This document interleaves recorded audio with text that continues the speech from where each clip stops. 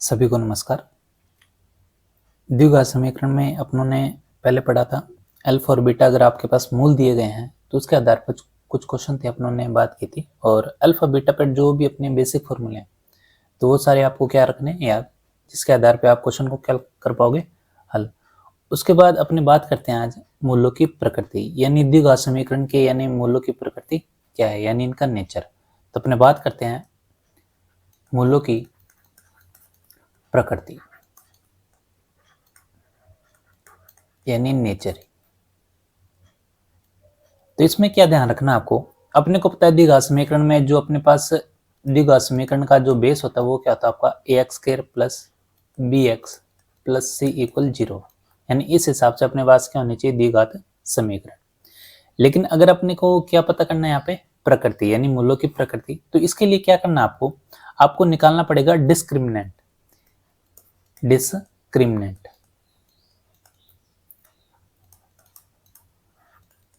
तो इसके लिए आपको क्या करना है, जो अपनों ने श्रीधर आचार्य फॉर्मूला लगाया था x equal minus B plus minus B square minus 4ac, तो यहां से क्या करना आपको, जो d है तो इसका जो फॉर्मूला बनेगा वो बनेगा B square minus 4ac, B square minus 4ac। इसको भी बोलते हैं डिस्क्रिमिनेंट, हिंदी में इसको बोलते हैं विविक्ति कर।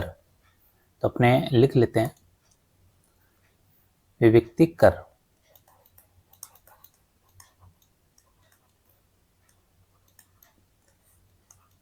ठीक है, तो इसके लिए अपने को क्या ध्यान करना, मूलों की प्रकृति में जो आपका जो फॉर्मूला है, यानी इसको यहाँ से शॉर्ट में अपने क्या लिखेंगे d और बी स्क्वायर माइनस 4ac। अब यहाँ पे तीन कंडीशन बनती है। पहली कंडीशन है अगर आपके पास d इक्वल क्या दिया जाए 0, अगर आपकी इसकी वैल्यू किसके बराबर हो जाए 0, तो इसके बाद इसके मान क्या होंगे। तो d इक्वल 0 है तो इसका मतलब ये कैसी संख्या होगी आपकी वास्तविक, यानी आपके जो मूल आएंगे दोनों वो कैसे आएंगे वास्तविक, और क्या होंगे समान, और वो संख्याएं कैसे होगी आपकी परिमेय। तो अपने मूल निकालते थे तो अपने को x स्क्वायर है तो मूल कितना आएंगे 2, कितना आएंगे 2, इसका मतलब वो दोनों क्या होंगे आपके वास्तविक होंगे, समान होंगे और क्या होंगे परिमेय। कब, जब d इक्वल क्या हो 0। दूसरी कंडीशन दी हुई है आपको कि अगर d ग्रेटर देन क्या दिया हुआ है 0, अगर d ग्रेटर देन 0 दिया हुआ है तो इसका मतलब यानी 0 से क्या है बड़ा, यानी जो भी मान क्या है 0 से बड़ा, तो अपने को पता है वो संख्या कैसे होगी वास्तविक, यानी दोनों मूल कैसे होंगे आपके वास्तविक, और क्या होंगे असमान यानी अलग अलग असमान, और क्या होंगे आपके पास परिमेय, क्या होंगे परिमेय। उसके बाद तीसरी कंडीशन है कि अगर आपके पास d लेस देन क्या दिया जाए 0, तो उसके लिए मान क्या होगा, तो उसके लिए मान देखो यहाँ पे है कि d का जो मान है वो क्या होना चाहिए आपका 0 से कम, यानी नेगेटिव में जाएगा, नेगेटिव में जाएगा तो वो संख्या क्या कहलाती है आपकी काल्पनिक, क्या कहलाती है काल्पनिक।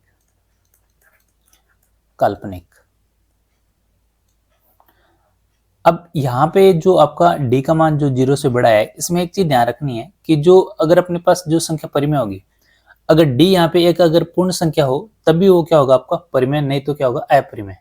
पूर्ण संख्या अपनों ने बात की थी, यानी जो कहां से स्टार्ट हो 1 से, और 1 से लेके अनंत तक वो संख्या क्या कहलाएगी आपकी पूर्ण संख्या है।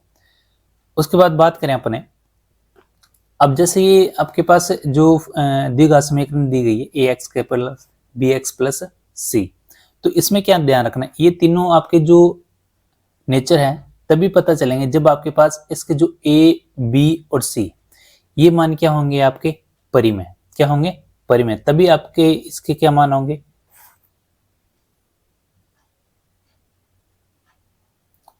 तो यहाँ पे अपने को बात करनी है जो ax plus bx plus c है, और इसमें अपने को मूलों की प्रकृति निकालनी है, तो ये तीन कंडीशन है।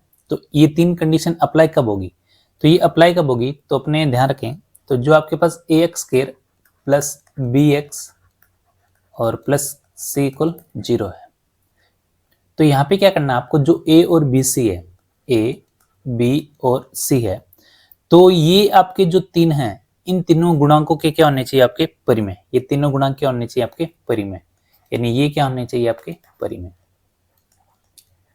तभी आप क्या कर पाओगे वो तीनों कंडीशन अप्लाई कर पाओगे। एक तो ये अपने को ध्यान रखना है, दूसरा ध्यान रखना है कि अगर आपके पास a b और c कोई भी गुणांक आपको क्या मिल जाए, यानी तीनों में से एक भी गुणांक क्या मिल जाए आपको, अपरिमेय, अपरिमेय, तब क्या करेंगे, तब आपको क्या करना है, आपको जो पहला अपने फॉर्मूले की बात की थी x equal minus B plus minus B square minus 4ac, वो अपने को रूल यहाँ पे लगाना है। तो उसके लिए क्या करना है आपको, ये वो जो फॉर्मूला है वो क्या कहलाता है आपका, श्रीधर आचार्य विधि। तो वो अपने को फॉर्मूला लगाना है। तो पहली कंडीशन ये है कि अगर ए बी सी इनके गुणांक क्या दिए जाए परिमेय, तभी आपको तीनों कंडीशन क्या करनी है, अप्लाई, वो कंडीशन क्या करनी है आपको, अप्लाई। अगर आपके पास ए बी सी में कोई भी एक गुणांक अपरिमेय दीजिए, तब क्या करोगे, तब अपने को लगाना है श्रीधराचार्य विधि। ठीक है, तो अपने बात करते हैं क्वेश्चनों की। तो क्वेश्चन यहाँ पे दिया हुआ आपके पास, पहला क्वेश्चन है 3x² प्लस 5x प्लस 1 ये द्विघात समीकरण है और इसके क्या निकालना आपको, विभक्ति कर, यानी डिस्क्रिमिनेंट। तो इसके लिए अपने को पता ही है कि फॉर्मूला क्या होता है डिस्क्रिमिनेंट का, तो डी इक्वल क्या होता है, बी स्क्वायर माइनस 4ac। और यहाँ पे अपने को पता है ए का मान कितना है, तो ए का मान अपने पास 3, बी का मान कितना है, बी का मान है 5 और सी का मान कितना है, 1। तो ये वैसे निकालना था जैसे अपने प्रीवियस क्लास में पढ़ा था कि ए बी सी कैसे निकालते अपने। तो यहाँ पे b का मान कितना है, b का मान है 5, तो 5 का क्या करो स्क्वायर, फिर 4, a का मान कितना है 3 और c का मान कितना है 1। तो 5 का स्क्वायर करोगे 25 और ये आ जाएगा आपका 4 3 12, 25 में से 12 घटाएंगे तो आपके पास कितना आएगा 13। ठीक है, तो यही आपका क्या है इसका आंसर। इसमें ये नहीं पूछा कि मूल्य का नेचर कैसा है, लेकिन अपने को पता है ये क्या आता है कि जो 13 है क्या है, 0 से बड़ा, इसका मतलब मान कैसे होंगे आपके, वास्तविक, कैसे होंगे, वास्तविक। अब बात करते हैं नेक्स्ट क्वेश्चन की। तो नेक्स्ट क्वेश्चन आपको द्विघात समीकरण दी गई है 2x² माइनस 3x और प्लस 1 और इसके मूल्यों की प्रकृति क्या होगी, यानी इसके मूल्यों का नेचर क्या होगा। तो सबसे पहले क्या निकालेंगे, देख लेने यहाँ पे a b और c क्या ये परिमेय है, हाँ बिल्कुल परिमेय। अपरिमेय का मतलब कोई भी रूट में नहीं आना चाहिए आपकी संख्या। तो यहाँ पे अपने बात करें d equal B square minus 4ac, तो b का मान कितना है यहाँ पे -3 और इसका क्या है स्क्वायर, फिर 4, a का मान कितना है 2 और c का मान कितना है आपके पास 1। तो यहाँ पे बात करें 3 का स्क्वायर कितना होता है 9 और माइनस को माइनस से गुना करेंगे तो प्लस ही आएगा, फिर -4 दूनी 8 और ये कितना आ गया 1, यानी जो d का मान है वो क्या है आपके पास 1, क्या है 1, और ये भी 0 से क्या है बड़ा। और अपने को पता है इसके मूल कैसे होंगे आपके, इसके मूल होंगे आपके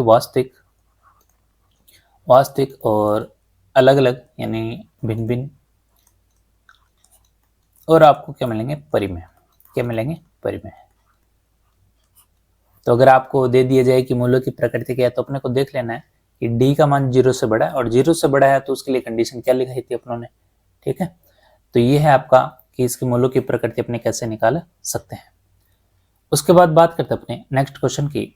तो ये क्वेश्चन दिया हुआ है, ये आया हुआ आपका सेकंड ग्रेड में और इसमें पूछा है कि x² minus 2 root x plus 3 और इसके क्या बताने आपको मूल्यों की प्रकृति। तो सबसे पहले तो बात करें यहाँ पे a का मान कितना आएगा a और b का मान कितना है 2 रूट 3। तो यहाँ पे b का जो मान है वो रूट में आ गया, ये नहीं बताया था एक भी मान कोई भी आपका क्या आ जाए अपरिमेय है, तब आप उसके लिए क्या करोगे, श्रीधराचार्य विधि लगाओगे। तो श्रीधराचार्य विधि के लिए अपने पास जो फॉर्मूला वो क्या है, x equal minus B plus minus B square minus 4ac बटा 2a। अगर यहाँ पे सीधा 2 लिखा होता फिर प्लस आगे लिखा होता 3, तो अपने कौन सा लगाते, अपने लगाते d equal B square minus 4ac, वहां से कंडीशन अप्लाई करके और उनका क्या आ जाता अपना आंसर। लेकिन यहाँ पे अगर रूट में दे दिए जाए a b c तीनों में से कोई भी एक रूट में है तो आप ये फॉर्मूला लगाओगे। तो अपने बात करते हैं, फॉर्मूला पुट करते हैं यहाँ पे। तो यहाँ पे माइनस बी, तो माइनस तो है ही, और b का मान कितना है यहाँ पे -2 रूट 3, तो -2 रूट 3 प्लस माइनस और उसके बाद बी स्क्वायर, बी का मान कितना है यहाँ पे -2 रूट 3 और इसका क्या करना आपको स्क्वायर, फिर माइनस, फिर आपको लिखा है 4 और a का मान कितना है 1 और c का मान कितना है आपके पास 3, c का मान कितना है 3। उसके बाद बटे में है, बटे में आपके पास यहाँ पे लिखा हुआ है 2 और a का मान कितना है यहाँ पे 1, कितना है 1, तो 2 इंटू 1 कितना हो गया 2। उसके बाद यहाँ पे हल करते हैं, देखो माइनस और माइनस प्लस, यानी ये आ जाएगा आपके पास 2√3, फिर प्लस माइनस, और यहाँ पे अपने हल करें तो हल करते हैं, देखो यहाँ पे माइनस को माइनस से गुना करेंगे प्लस आएगा, फिर 2 का स्क्वायर 4, और √3 करेंगे तो रूट से और स्क्वायर क्या हो जाएगा आपका कैंसिल, यानी ये आ जाएगा 4 × 3, और 4 3 कितना होता है आपका 12, कितना होता है 12, तो ये आ जाएगा आपके पास 12। तो इसको अगला हल करना हो तो यहाँ पे 2√3 लिखो, यानी 2 बार गुना करना है, माइनस माइनस तो प्लस हो ही जाएगा, देखो 2 दूनी 4, और √3 को √3 से करोगे तो 3 ही आएगा, कितना आएगा 3, तो 4 3 कितना हो गया 12, फिर माइनस 4 3 यहाँ पे भी कितना आ गया 12, और बटे में क्या आ गया आपके पास 2, कितना आ गया 2, तो यहाँ पे आया आपके पास 12 से 12 क्या हो गया कैंसिल, यानी कितना आ गया 0, तो यह आ जाएगा आपके पास 2√3 प्लस माइनस 0/2, 0/2, यानी अपने पास आ गया 2√3/2, और यहाँ से 2 से 2 क्या हो जाएगा कैंसिल, तो आपके पास क्या आ जाएगा √3। तो यहाँ पे देखो ये रूट वाली संख्या क्या कहलाती है, अपरिमेय, तो यानी ये जो आंसर होगा वो क्या होगा आपका अपरिमेय। अब यहाँ पे देखो प्लस माइनस नहीं लगा, इसका मतलब ये है कि जो आपके x के दो मूल आएंगे, मूल का मतलब यानी आपके पास x के यानी 2 मान आएंगे, तो यहाँ पे एक तो √3 होगा, तो दूसरा क्या होगा, दूसरा भी √3 होगा, दूसरा भी क्या होगा √3, यानी दोनों क्या है समान, क्या मिलेंगे आपको समान, तो अपरिमेय है और क्या मिलेंगे आपको समान। ठीक है, रूट वाले में तो आंसर सीधा पता चल जाएगा कि इसका जो मान है वो क्या है अपरिमेय, और अगर आपके पास यहाँ पे प्लस माइनस जैसी कोई कंडीशन नहीं है तो ध्यान रखना क्या आएंगे आपके पास समान, मूल कैसे होंगे समान। तो उसके बाद बात करें अपने नेक्स्ट क्वेश्चन की। नेक्स्ट क्वेश्चन ये x² प्लस √5 और x प्लस 1। अब यहाँ पे अपने को ध्यान रखना है, तो जो आपके पास यहाँ पे a b और c, पहले तो चेक लेने क्या ये परिमेय है क्या। अब देखो b का मान √5 में आ रहा है, इसका मतलब कंडीशन वो तो लगेगी नहीं जो 3 कंडीशन थी, तो कंडीशन कौन सी लगेगी, क्या लगाओगे वही formula x = -b plus minus b² - 4ac, और बटे क्या होगा 2a।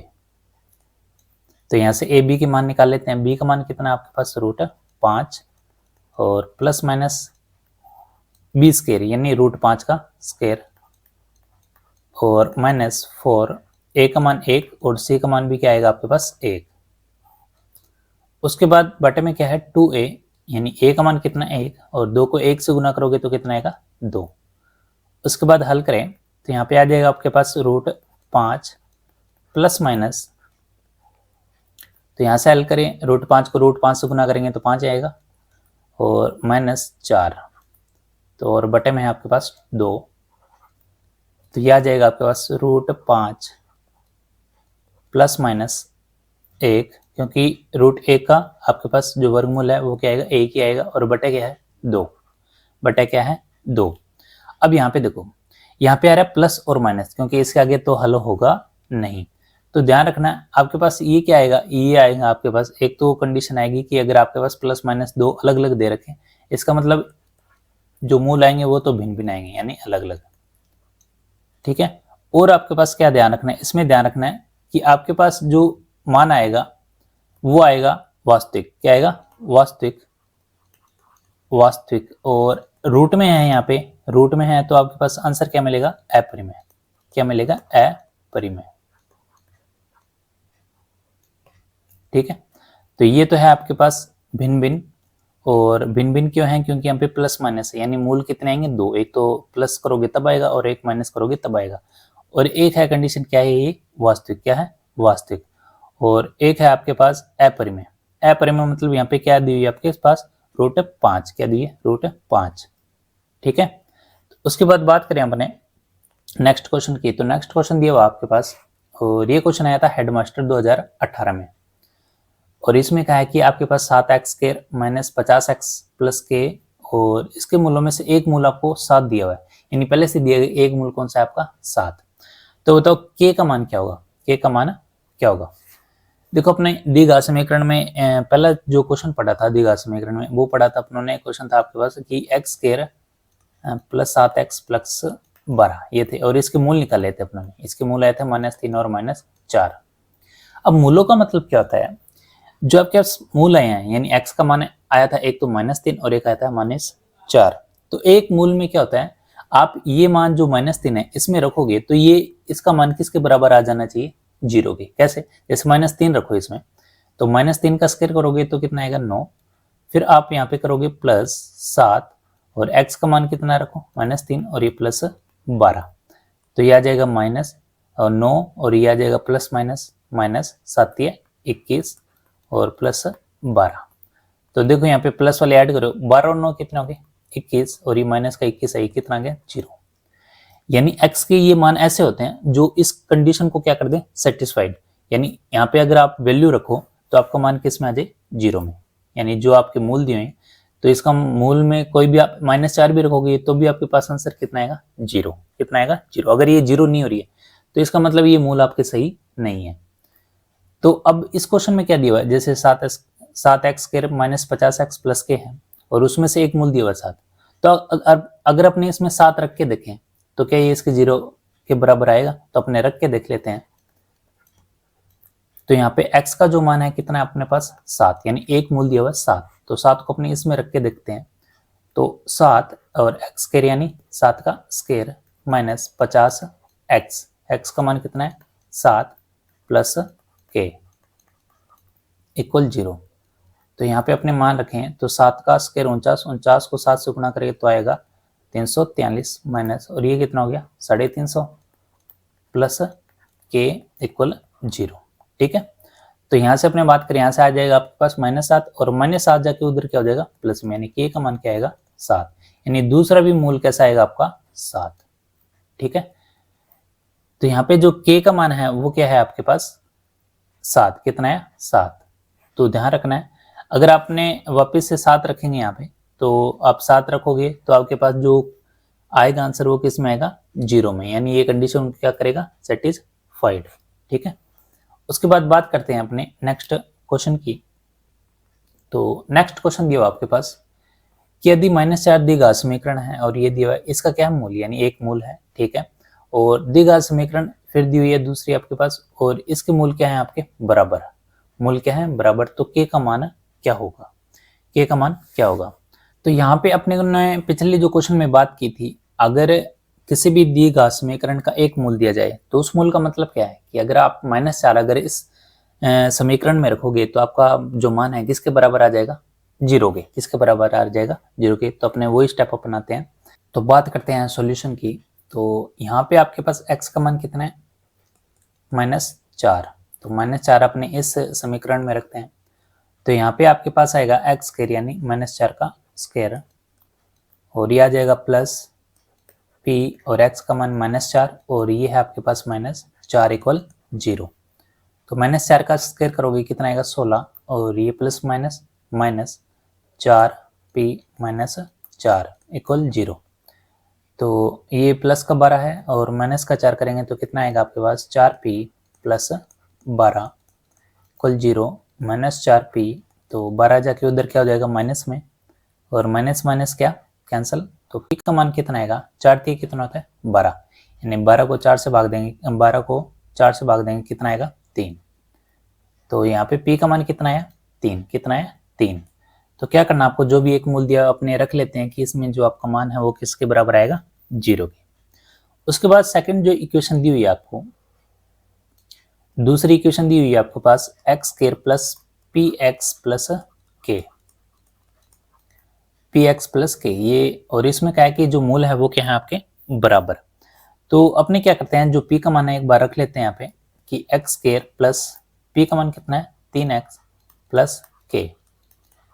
अब देखो अपनों ने बात की थी अगर मूल बराबर है तो क्या होगा, क्योंकि अपनों ने जो 3 कंडीशन लिखी थी उसमें से एक कंडीशन ये होती है कि अगर d का मान किसके बराबर आ जाए 0 के, तो वो मूल क्या होते हैं बराबर, यानी d के क्या है वो बराबर। तो यहाँ से अपने को पता है कि d का फॉर्मूला क्या होता है b² - 4ac = 0। तो यहाँ से मेरे को बताओ जो b का मान है वो कितना है 3, तो 3 का स्क्वायर करोगे तो 3 9, फिर 4 है, और a का मान कितना है 1, और c का मान कितना है k इक्वल कितना आ गया 0। तो यहाँ से आपके पास मान जो है वो है 94k = 0। तो यहाँ से जो k का मान आएगा वो कितना आएगा आपके पास, तो ये जाएगा उधर माइनस में जाएगा और यह आ जाएगा आपका 9/4। ठीक है, हल करके देख सकते हो इसको, यानी 9 उधर जाके 4 के और 4 इधर बटे में आ जाएगा, 9 बटे क्या आ जाएगा 4। ठीक है, तो यहाँ से k का मान क्या है 9/4 और यहाँ से p का मान कितना है 3। तो यहाँ पे एक चीज ध्यान रखनी है कि मूल अगर बराबर है तो इसका मतलब कंडीशन क्या होगी आपकी, d = 0। ये d = 0 ये आपको ध्यान रखनी है, इसके आधार पर अपने आगे क्या कर पाएंगे, k का मान निकाल पाएंगे। तो d का मान अपने पता ही है, इसका फॉर्मूला क्या है, b² - 4ac और यहाँ से आपके पास मान क्या आ जाएगा, k का मान आ जाएगा। किसका मान आ जाएगा, k का। तो ये कुछ क्वेश्चन थे जो प्रीवियस ईयर में आए हुए थे और इसमें ध्यान रखना है कि मूल्यों का नेचर अपने कैसे निकाल सकते हैं। लेकिन सबसे ज़्यादा जो ध्यान रखना आपको वो ध्यान रखना है कि अगर आपके पास स्टार्टिंग में अगर आपके पास a b c अगर ये परिमेय है तभी ये फॉर्मूले लगेंगे d का वाला, और इनकी तीनों कंडीशन क्या होगी अपने पास अप्लाई होगी। ठीक है, अगर आपके पास एक भी संख्या क्या दे दीजिए अपरिमेय, तो उसके लिए क्या करना है आपको, कौन सा फॉर्मूला लगाना है, तो ये फॉर्मूला लगाना है, x = -b ± b² - 4ac/2a। जब तीनों में से एक भी कोई संख्या आपके पास अपरिमेय है तब आपको ये फॉर्मूला लगाना है, फिर वहां से अपने को क्या निकालना है, मूल। अगर ये नहीं दिया हुआ तो क्या लगाओ आप, d = 0, d <0 या d < 0। तो अपना जो द्विघात समीकरण का जो टॉपिक था इस क्लास में कंप्लीट होता है। अगली क्लास में अपने पढ़ेंगे कि बहुपद क्या होते हैं, तो बहुपद के आधार पर अपने कुछ क्वेश्चन करेंगे, तो वो स्टार्ट करेंगे अपने कल के टॉपिक में। तो ये आपका आज द्विघात समीकरण जो है कंप्लीट होता है, जिसमें मूलों की प्रकृति अल्फा बीटा पे आधारित, और उससे पहले अपनों ने पढ़ा था कि अपने दो मूल कैसे निकाल सकते हैं।